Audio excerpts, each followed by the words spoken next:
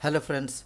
मैं हूं चेतन सिंह चौहान और आप देख रहे हैं न्यूज़ डेली। हमारे साथ हैं विशाल कंसागरा, जो एक जर्नलिस्ट और ऑथर भी हैं।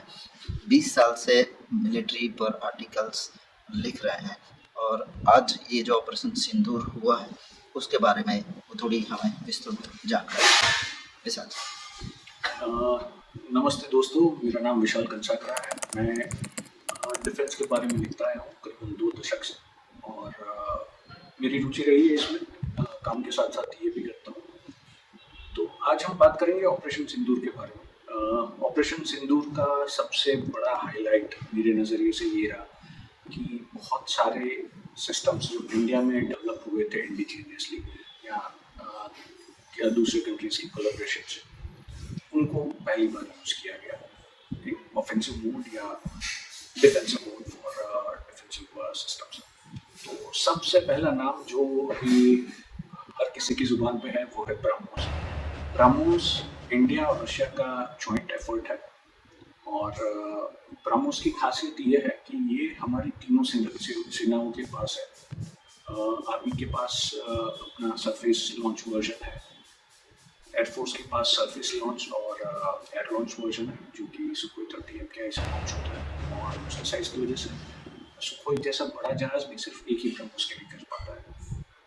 और तीसरी सर्विस है उनके पास भी शोर बेस्ड लॉन्चर्स हैं और शिप बेस्ड लॉन्चर्स हैं। अब हर किसी के वेरिएंट में थोड़ा थोड़ा अंतर है, तो वो ज़्यादा डिटेल में नहीं जाएंगे, लेकिन इसके कुछ वेरिएंट की रेंज करीबन 600 किलोमीटर तक जाती है। तो आप सोच सकते हैं कि भाई कितनी दूरी तक ये मार करता है। ये मार्क 2.8 से ज़्यादा की गति पे उड़ता है। मार्क एक मेजरमेंट है आवाज़ की, साउंड की गति को नापने के लिए। तो ये जब साउंड से 3 गुना फास्ट फ्लाई करता है, और उसके वेट की वजह से उसका जो काइनेटिक एनर्जी होता है वो एक अलग ही लेवल पे होता है, एंड काफ़ी सारा एक्सप्लोजिव भी कैरी करता है। सो इसका जब ब्लास्ट होता है तो बहुत डिवास्टेटिंग होता है, और वेपन सिर्फ डिवास्टेटिंग नहीं होना चाहिए, एक्यूरेट भी होना चाहिए। जो बोलते हैं ना, पिन पॉइंट स्ट्राइक्स किया है एयरफोर्स के ब्रह्मोस ने, आर्मी के ब्रह्मोस ने। नेवी ने तो खैर इसमें अभी एक भी ब्रह्मोस छोड़ा नहीं था, क्योंकि जब नेवी एंटर होती है तो अलग एस्केलेशन लेटर पे पहुंच जाता है। तो ये इसकी पिन पॉइंट एक्यूरेसी का राज है नेविक सिस्टम। ये जीपीएस, ग्लासनोस और नेविक तीनों यूज कर सकते हैं, और उसके जो चिप थे नेविक सिस्टम के वो भी मेड इन इंडिया ही थे, completely design and developed in India. तो ये बहुत अच्छी बात है। और ब्रह्मोस ने अपना जो जिसके लिए बनाया था वो कर दिखाया, हार्ड हिटिंग स्ट्राइक्स किए हैं। इसके अलावा ब्रह्मोस हमने फिलीपाइंस को भी दिए हैं। उनको उनकी पहली डिलीवरी आई थिंक अप्रैल 2024 में हुई थी, और दूसरी डिलीवरी अभी रिसेंटली हुई थी। तो मैं आशा रखता हूँ कि दूसरे देश भी ब्रह्मोस खरीदे हमसे, और हम एक अच्छे सिक्योरिटी पार्टनर बन पाए, क्योंकि इंडिया के रिलेशंस ऑलमोस्ट दुनिया के हर कंट्री से अच्छे हैं, कुछ एक को बाद कुछ एक के अलावा। तो there is potential for selling BrahMos, और उसके भी बहुत दूसरे वर्जन आ रहे हैं। जैसे there is something called BrahMos NG next generation, जो कि लाइट वेट होगा और इससे भी तेज गति का होगा। तो ये है। सर, ब्रह्मोस का इस्तेमाल किसी भी वॉर में कौन से लेवल पर किया जाता है? अच्छा, ये ओपन एंडेड क्वेश्चन है। इसमें ऐसा होता है कि किस वेपन का इस्तेमाल करना है वो फोर्सेस डिसाइड करती है, और हमें एंड रिजल्ट क्या चाहिए कि भाई जैसे टेरर कैंप को अगर डिस्ट्रॉय करना है तो BrahMos can be use, but it would be an overkill. उसके लिए बेटर है कि we have many different choices. Stand off weapons है, लॉइटरिंग म्यूनिशंस है जैसे हार्प और हार्प, फिर पीजीएम प्रिसिजन अनगाइडेड म्यूनिशंस है, फिर स्काल्प, हैमर जैसे मिसाइल्स है। तो बहुत सारे ऑप्शंस हैं। तो ये फोर्सेस पे डिपेंड करता है कि उनका टारगेट प्रोफाइल क्या है, कैसे एरिया में है, उसका आसपास का प्रोटेक्शन क्या है, एयर डिफेंस का। तो वो बहुत सारी चीज़ों पे डिपेंड करता है। बट अगर आप देखेंगे तो जैसे पाकिस्तान में हमने अटैक किए, तो उनका डेंस एयर डिफेंस डिप्लॉयमेंट था, तो उसके अंदर से ब्रह्मोस को कोई पकड़ नहीं पाया। सर ब्रह्मोस के अलावा भी और कई मिसाइल्स का उपयोग किया गया है, जैसे आकाश हुआ, बाराक हुआ। तो आकाश के बारे में और बाराक के बारे में भी थोड़ा आप एक्सप्लेन कीजिए। सो आकाश का जेनेसिस हुआ, हमने मिड 80s में इंडिया ने डिसाइड किया कि हम मिसाइल्स खुद से बनाना शुरू करेंगे। तो we started something called IGMDP, which is integrated guided missile development programme. तो उसके तहत जो पृथ्वी मिसाइल था अपना, वो उसी का रिजल्ट है। अग्नि के पूरा सीरीज है, वो उसका रिजल्ट है। फिर आकाश भी था, त्रिशूल भी था, नाग भी था। एंड अभी जितने भी मिसाइल्स बन रहे हैं उसका जेनेसिस वहीं पे है कि वहाँ से उसका उद्भव हुआ और इम्प्रूव होते होते आगे बढ़े। तो आकाश एक medium range surface to air missile है, और उसकी जो एजिलिटी है वो बहुत ही अच्छी है कि भाई टारगेट अगर अपना रास्ता चेंज करता है, डायरेक्शन चेंज करता है, तो ये उसको मैच करता है एंड एक बहुत हाई किल प्रोबेबिलिटी जनरेट करता है। तो वो आकाश का प्राइमरी यूज जैसे बड़ी साइज के ड्रोन रहे या एयरक्राफ्ट्स है, उसको टारगेट करने में होता है कि it is more of a defensive platform कि भाई अगर कोई आ रहा है हमारे देश की सरहद पे तो उसको मार के जाता है। सो आकाश की मेन खूबी ये है कि ये पूरा इंडिजिनाइज्ड है, तो हम जितने भी आकाश बनाना चाहे बना सकते हैं। तो ये भी एक बहुत अच्छा सोल्यूशन हो सकता है बहुत सारे देशों के लिए, ये जो या तो यूरोपियन या American hardware defence systems afford नहीं कर पाते, तो उनके लिए एक बहुत कॉस्ट इफेक्टिव सोल्यूशन बन जाता है। एंड जैसे मैंने कहा, इंडिया रिलायबल सिक्योरिटी पार्टनर है, तो वो भी एक बहुत बड़ी बात है, क्योंकि आपको सिक्योरिटी पार्टनर ऐसा चाहिए कि जो जब आप वॉर में एंगेज करते हो तो वो आपको उस टाइम पे हथियार और सपोर्ट दे सके।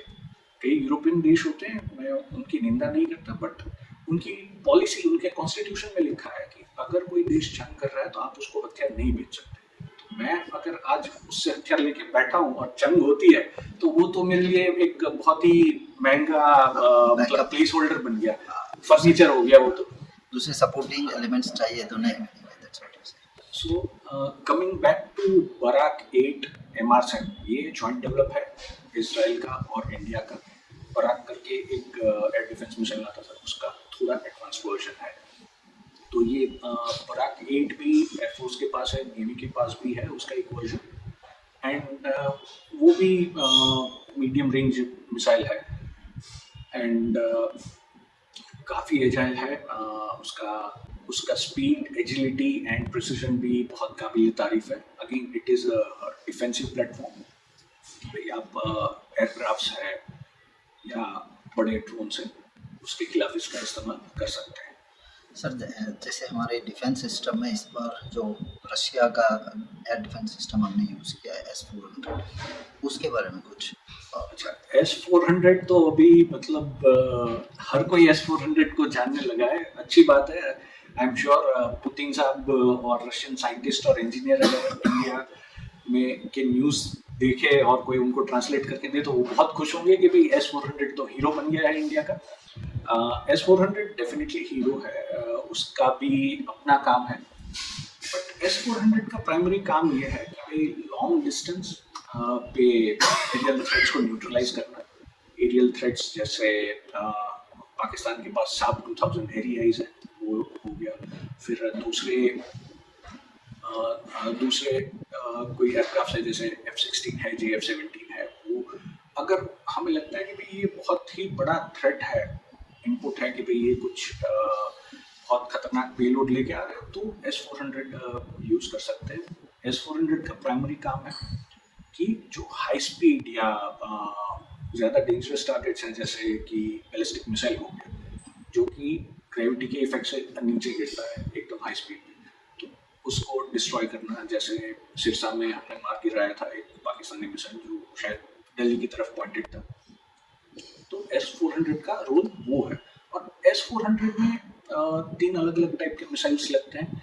सबसे लंबी रेंज का मिसाइल जो है 40N6, उसकी रेंज करीबन 400 किलोमीटर के आसपास मानी जाती है। ऑफ कोर्स ये एग्जैक्ट फिगर्स तो बाहर नहीं आते, एंड उसकी मिनिमम रेंज आई थिंक 90 से 120 किलोमीटर की है। तो आप सोच सकते हैं कि भाई इंडिया की बॉर्डर के अंदर 100 किलोमीटर खड़ा है, फिर भी पाकिस्तान से कोई एयरक्राफ्ट टेक ऑफ कर रहा है, उसको मार गिरा सकता है।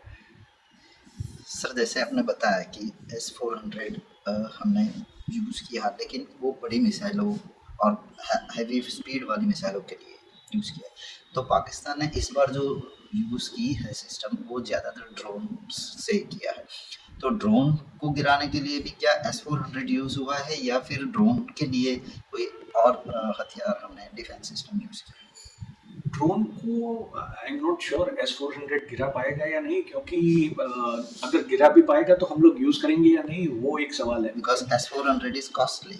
हाँ, it is very costly, plus उसका जैसे आप देखेंगे कि भाई वो बंच में आता है, तो मिसाइल खाली हो गया तो फिर उसको रीलोड का टाइम, तो वो बीच में डाउन टाइम भी थोड़ा बहुत रहता है।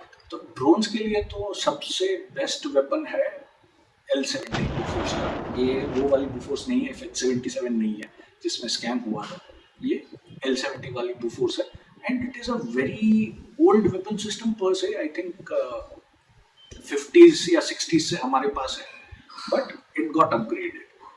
BEL ने अपग्रेड किया था, Zen टेक्नोलॉजीज ने अपग्रेड किया था, so they made it capable of countering drones, क्योंकि L-70 फायर्स 40 mm का शेल फायर करता है जो बर्स्ट होता है और आसपास में जो भी फ्लाइंग ऑब्जेक्ट है उसको डिस्ट्रॉय कर देता है। प्लस जैसे ड्रोन के लिए ड्रोन का पहला आपका लाइन ऑफ डिफेंस होता है कि भाई अगर काइनेटिक आप कर सकते हो उसको, मतलब डिस्ट्रॉय कर दो तो बेस्ट है, अगर वो नहीं कर सकते तो at least you try to jam it.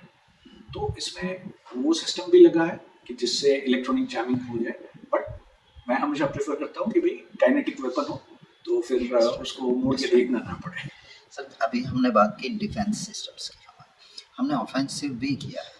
तो ऑफेंस में हमने किन किन वेपन्स का और कौन सी रेंज का, कौन सी हाइट का, डिस्टेंस का वेपन्स का यूज़ किया? सो ऑफेंसिव वेपन्स में तो इंडियन एयरफोर्स के तरकश में बहुत सारे तीर है, शायद कुछ मुझे भी पता नहीं होंगे, ऐसे भी तीर होंगे, बट मोटा मोटी जैसे स्काल्प है, हैमर है जो कि स्पेसिफिक टू रफाइल है, वो वेपन्स है। इसके अलावा we have various precision guided munitions, कि वो या किट फॉर्म में आते हैं या पूरा सिस्टम भी आता है, जैसे स्पाइस 2000 करके बॉम्ब्स हैं, तो वो सीरीज आती है स्पाइस की। फिर एक बहुत इंटरेस्टिंग चीज़ है जो कामिकाजे ड्रोन्स बोलते हैं, तो वो technically they are loitering munitions, कि भाई वो उड़ता रहेगा और जब टारगेट दिखेगा तो गिरेगा उसके ऊपर पूरी स्पीड से। तो उसमें हैरॉप है, हार्पी है, तो ये है। सो हैरॉप और हार्पी को तो इसके अलावा देन दूसरे भी बहुत सारे सिस्टम्स है। आई डोंट थिंक वो सारे कवर करना पॉसिबल होगा, क्योंकि कई जगह जैसे इस ऑपरेशन में यूज़ नहीं हुए, लेकिन दूसरी यूज़ कर सकते हैं कि भाई डुरांडल करके है, वो उसको रनवे डिनायल वेपन बोलते हैं। तो उसमें से छोटे छोटे बॉम्बलेट्स निकलते पूरे रनवे को डिस्ट्रॉय कर देते हैं। क्लस्टर बॉम्ब्स जैसे हैं, तो बहुत सारे, जैसे मैंने कहा कि एयरफोर्स के तरकश में बहुत सारे तीर हैं। जैसे एक और मिसाइल के बारे में मुझे थोड़ा संज्ञान आ रहा है, और वो है पिनाका। पिनाका क्या है, how it works and what is the impact of it? So Pinaka actually Shankar भगवान के धनुष का नाम है पिनाका, और हम जो पिनाका यूज करते हैं that is basically multi rocket launcher system, ठीक है। जैसे पहले हुआ करता था EM-21 ग्रैड करके, वो पुराना सिस्टम था, रशियन सिस्टम था। वी बिल्ट पिनाका, हमारा खुद का सिस्टम है, उसमें भी काफ़ी सारे वेरिएंट्स हैं, डिफरेंट टाइप्स के रॉकेट हैं, 70-80 किलोमीटर तक मार कर सकते हैं। तो वो कैसे, वो मोस्टली अनगाइडेड रॉकेट्स हैं, that is not a missile. और रॉकेट का वही है कि भाई रॉकेट होता है वो बैलिस्टिक ट्रेजेक्टरी अपनी फॉलो करता है, मिसाइल को आप गाइड कर सकते हैं, रॉकेट को गाइड करना मुश्किल होता है। फिर भी रॉकेट में भी गाइडेंस की टेक्निक्स डेवलप की गई है, तो माइनर कोर्स करेक्शन कर सकता है, वो 4-5 किलोमीटर का चेंज नहीं कर सकता, बट माइनर कोर्स करेक्शन कर सकता है।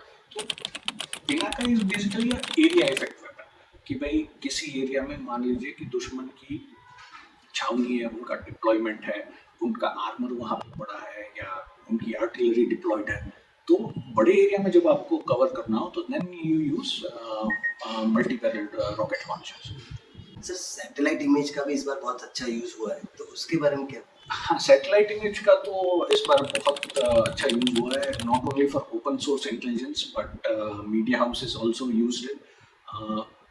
हमारे फोर्सेस ने भी उसका काफ़ी यूज़ किया, क्योंकि लोग पूछ रहे थे, जब बालाकोट का स्ट्राइक हुआ तो लोग सबूत मांग रहे थे। तो इस बार तो डीजीएमओज ने बहुत अच्छा किया कि भाई सैटेलाइट फीड के साथ कई जगह तो लाइव वो रिकॉर्डेड फीड भी था अपने ड्रोन से या एयरक्राफ्ट से लिया हुआ, तो वो सब चलाया। तो लोगों को भी नज़र में आया कि भाई नहीं, ये स्ट्राइक हुए। एंड आपको जान के आश्चर्य होगा, अहमदाबाद की एक कंपनी है अजिस्ता एरोस्पेस, तो उनका इमेज भी प्रेजेंटेशंस में ये एनालिसिस में यूज हुआ है। तो सैटेलाइट तो डेफिनेटली सैटेलाइट बहुत ही बड़ा रोल प्ले करते हैं इन एनी एनालिसिस। जैसे आप देख रहे होंगे न्यूयॉर्क टाइम्स या वॉशिंगटन पोस्ट, वो लोग भी फोटोग्राफ्स दिखा रहे हैं कि भाई ये है, पहले ऐसा था, मान लीजिए 6 तारीख को ऐसा था, 7, 8, 9, 10 को ऐसा ऐसा था। तो वो सैटेलाइट से तो कुछ छुप नहीं सकता, आप पूरी दुनिया देख सकती है कि भाई क्या हुआ है, हमने क्या किया है। सर अभी हम उस पर डिपेंड है किसी और पे और कंट्री पे, या हमारा खुद का ही? थैंक्स टू इसरो हमारा ऑलमोस्ट सैटेलाइट के रिलेटेड जो भी काम है वो सारा इसरो देख रहा है, and at fraction of the cost. And चाहे वो नेविक हो या आपके इमेजरी एनालिसिस हो या दूसरा कुछ भी हो, आई थिंक IACCS में भी सैटेलाइट का थोड़ा बहुत कंपोनेंट है, I am not sure, but है। तो thanks to doctor Vikram Sarabhai's vision कि भाई जब हमें खाने के लाले थे तब वो सैटेलाइट का सोच रहे थे कि उनकी मतलब क्या विजन था उनका कि भाई ये किस किस चीज में काम लगेगा। सर जैसे अभी ऑपरेशन सिंदूर जो हुआ उसमें नेवी का तो कोई मेजर रोल नहीं है, आर्मी का भी हमें पता नहीं है मेजर रोल था या नहीं। आर्मी का भी ऐसे according to the news army का भी थोड़ा कम रोल है। जो मेजर रोल किया है वो है एयरफोर्स। तो एयरफोर्स ने हमारे एयरक्राफ्ट कौन से यूज़ किए हो सकते हैं और क्या क्या उनकी इफेक्ट हुई होगी? सी एयरफोर्स के पास अगेन जैसे मैंने कहा कि भारतीय वायुसेना के तर्कश में बहुत सारे तीर हैं, तो जैसे तेजस भी है, वो भी कॉम्बैट ऑपरेशन में यूज हुआ है। क्या रोल में उस पर मैं स्पेकुलेट नहीं करना चाहूँगा, बट डेफिनेटली यूज हुए हैं। उसके अलावा MiG-29 है जो मतलब it's old soldier still soldiering on. MiG-29 है, सुखोई 30 MK डेफिनेटली यूज हुए हैं, रफाल डेफिनेटली यूज हुए हैं, और कुछ कुछ बॉम्बिंग पैटर्न्स को देख के लग रहा है कि भाई जैगवार भी यूज हुए। तो ऑलमोस्ट सारे जहाज except for legendary MiG-21 use हुए हैं, and MiG-21 deserve a rest, क्योंकि आई थिंक रशिया ने उनका लास्ट MiG-21 फेज आउट किया था 1985 में, तो अभी हम उसके 40 साल बाद भी उड़ा रहे हैं, और बालाकोट में जैसे हमने दिखाया था कि भाई F-16 को भी तोड़ सकते हैं इससे, तो वो है। Sir looking to the current scenario, आप इंडियन डिफेंस सिस्टम को 100% डिपेंडेबल होने में कितना टाइम लगता है? Since you are working journalism covering the defence system, कितना टाइम लग सकता है इंडिया को 100% डिपेंडेबल? इसमें ये क्वेश्चन ना ये डिपेंड करता है कि हम सच में कितना इसको ठीक करना चाहते हैं, क्योंकि सिर्फ प्रोक्योरमेंट की बात नहीं है, सिर्फ पार्ट्स की बात नहीं है। आज आप देखिए कि बच्चा 12th के बाद आप उसको पूछेंगे कि बेटा क्या पढ़ना है आपको, तो इंजीनियरिंग में जाना। अच्छा, इंजीनियरिंग में क्या करना है? तो IT या कंप्यूटर साइंस में जाना है हर किसी को। तो we need to shift focus on core branches as well, कि भाई मैकेनिकल है, आर्टिलरी सिस्टम, ठीक है, आप उसमें गाइडेंस वगैरह लगा दोगे, बाद में आएगा। पहले यू नीड टू फैब्रिकेट, उसका बैरल फैब्रिकेट करना है, पूरा कास्ट करना है। तो वैसे ही एरोडायनेमिक्स, एरोनॉटिक्स, तो ये सब कोर ब्रांच में बच्चों को जाना पड़ेगा, या हमें ऐसा माहौल क्रिएट करना पड़ेगा कि बच्चे इसमें इंटरेस्टेड हो, वो उसमें जाए, उसमें करियर बनाने की सोचे। एंड टैलेंट की कोई कमी नहीं है अपने पास। आप देखेंगे कि भाई ग्लोबली हर कोई भी सेक्टर आप ले लीजिए, उसमें इंडियंस काम कर रहे हो। ठीक है, तो टैलेंट की कोई कमी नहीं है, जस्ट वो टैलेंट को चैनलाइज कैसे करना है वो देखना है। और बाकी अपने यहाँ एस्टेब्लिश प्लेयर्स हैं जैसे Baba Kalyani, hats off to him कि भाई जब कुछ भी ये इंडिजिनाइजेशन का इतना फोकस नहीं था तब वो पूरा plant lock stock and barrel लेके आए थे। उन्होंने प्लांट सेट किया, खुद से सिस्टम्स बनाए भारत फौज कल्याणी ने, और they started building, testing and everything on their own dime। तो खुद की जेब से पैसे निकाल के ये कर रहे हैं, तो वो बहुत मतलब हेड्स ऑफ टू हिम, उनके जज्बे को सलाम है। फिर दूसरे भी बहुत सारे प्लेयर हैं जैसे सोलार इंडस्ट्रीज है, तो वो भी अपने बढ़िया से ड्रोन चला रहे हैं। अल्फा सिस्टम्स तो वो भी बहुत अच्छा कर रहे हैं। टॉनबो इमेजिंग, तो they are doing fantastic work in terms of optics and night vision equipment and all। तो है अपने यहाँ बनाने वाले लोग काफ़ी सारे हैं। जैसे आप ट्विटर पे देखेंगे तो कुछ छोटी छोटी कंपनीज इंडिजीनियस जेट इंजिन्स बना रही हैं। दूसरे सिस्टम AI ड्रिवन सिस्टम कि भाई पोस्ट एनालिसिस के लिए या प्रिवेंशन के लिए वो लोग बना रहे हैं। तो बहुत बहुत काम हो रहा है। इवन ऑन फायर आर्म्स जैसे SSS डिफेंस है बैंगलोर में, वो लोग बना रहे हैं। एंड बहुत सारे कंपनीज है, अभी सबका नाम लेना पॉसिबल नहीं, but this are on top of my head. तो हर कोई मेहनत कर रहा है धीरे धीरे, इट टेक्स टाइम। क्योंकि आप देखिए ना, टिल ये we started working on big systems like missiles and all some time back, लेकिन उसमें क्या था, गवर्नमेंट PSUs ही काम कर रहे थे। अभी प्राइवेट प्लेयर्स आएंगे तो पेस उससे बहुत फास्ट होगा। तो अभी मुझे वो दिख रहा है कि भाई वो पेस फास्ट हो रहा है। और देखिए दूसरी एक चीज बताता हूँ, 100% इंडिजिनाइजेशन तो यूएस भी नहीं कर पाया, क्योंकि यूएस के जो मेन बैटल टैंक है एब्राम्स, उसका जो मेन गन है वो रेन मेटल जर्मनी से लाइसेंस लिया हुआ है। तो वैसा है, आप ऐसा नहीं कि भाई आप 100% करो, बट आप क्रिटिकल कंपोनेंट्स खुद करो कि भाई जिससे कि जब जंग हो तो कोई हमें टर्म्स डिक्टेट ना कर पाए कि भाई तुम अगर इसके साथ जंग करोगे तो हम हथियार नहीं देंगे, या जो भी है। हमने कारगिल के दौरान हुआ था, हमें आर्टिलरी शेल्स नहीं दिए जा रहे थे 155 में होविट्जर के, तो हम साउथ अफ्रीका के पास से लेके आए थे। तो वो होता है, जब आप जिससे इक्विपमेंट खरीदते हो वही आपको सपोर्ट नहीं करेगा तो कैसे चलेगा। तो इसको ब्रेक करना पड़ेगा। एंड यही कारण है कि हमने रफाल लिए, कि फ्रांस के जो हथियार आते हैं they come with no strings attached और मिनिमम स्ट्रिंग्स अटैच्ड। तो वो भी एक बड़ा कारण है जियोपॉलिटिक्स भी। सर इस बार हमने काफ़ी सुना पाकिस्तान की ओर से कि वी हैव न्यूक्लियर बॉम्ब का एक्चुअल इम्पैक्ट अगर वो डिप्लॉय करता भी है, छोड़ता भी है, फेंकता भी है, तो उसका क्या इम्पैक्ट हो सकता है ह्यूमन लाइफ पे और ज्योग्राफिकली। सी न्यूक्लियर बॉम्ब का तो इम्पैक्ट एक ही होता है कि वो जो भी होगा उसको साफ कर देगा। इंसान है तो उसको भस्म कर देगा, मेटल है उसको पिघला देगा। तो न्यूक्लियर बॉम्ब का that is the first level of impact कि भाई ये हो गया। फिर जैसे जैसे आप दूर जाएंगे वो इम्पैक्ट पॉइंट से, तो तब रेडिएशन का सवाल आता है। एंड वो आपकी हजारों सालों तक वो पूरे एरिया को बंजर कर देगा, या लोग रह ना पाए ऐसा कर देगा, वाटर टेबल आपका स्पॉइल कर देगा वो। तो बट इसमें सिंपल सी बात है कि न्यूक्लियर थ्रेशोल्ड अगर क्रॉस हुआ तो इसमें जो भी कंट्री क्रॉस करता है तो वो तो या सामने वाले कंट्री को पूरा साफ कर दे, ठीक है। क्योंकि अगर एक भी उसका न्यूक्लियर वेपन छूट गया या सिटी छूट गया तो other party will retaliate. We follow no first use policy, लेकिन हमारे एनिमीज का ऐसा नहीं बोल सकते। और उसमें देखिए न्यूक्लियर पावर तो दुनिया में आज की डेट में आई थिंक 10-12 है, लेकिन that is not stopped anyone from fighting with each other.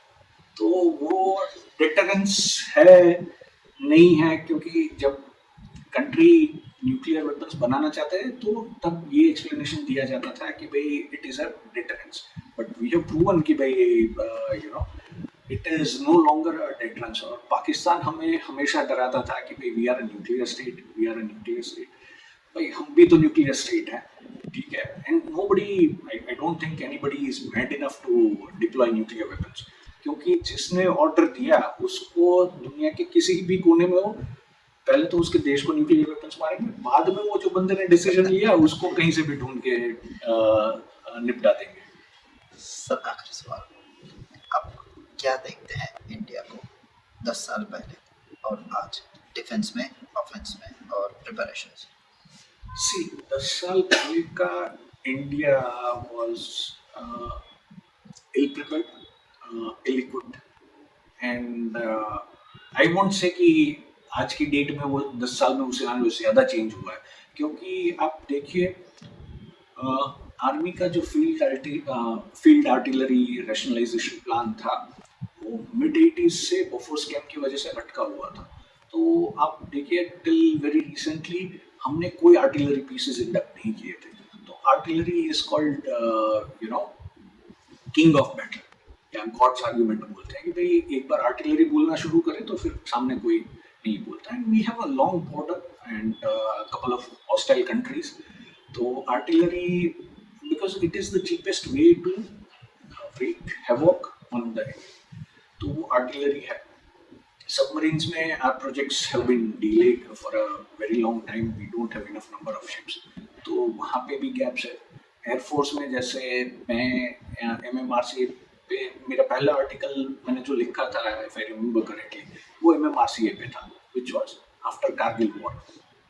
तो MMRCA का रिजल्ट आते आते पहला जहाज जो रफाल सिलेक्ट हुआ वो प्रोग्राम वो 2019 में इंडिया में लैंड हुआ, और वो भी ओरिजिनल प्लान 126 एयरक्राफ्ट का था। We purchase 36 for various reason.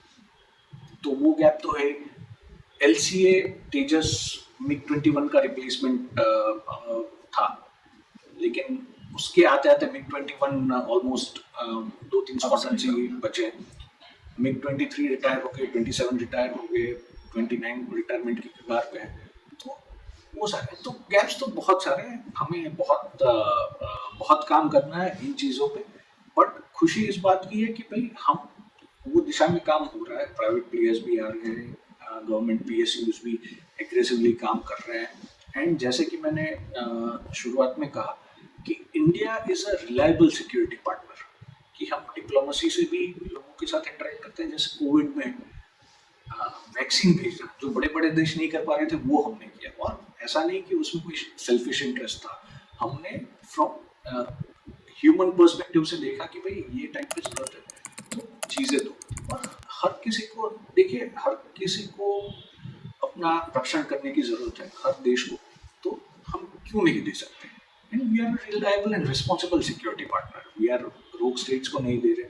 हम जो देश है कि भाई जिनको सही में ज़रूरत है उनको दे सकते हैं। जैसे चाइना ने कंज्यूमर इलेक्ट्रॉनिक्स के लिए किया, ऐसा मैं सोचता हूँ कि भाई हम वेपन्स और एम्यूनिशन के लिए कर सकें, क्योंकि इंडिया के वेपन्स की क्वालिटी भी अच्छी होती है और प्राइस भी रीजनेबल होती है, और it does not come with any strings attached. It was very nice talking to you. Thank you. Thank you for your time.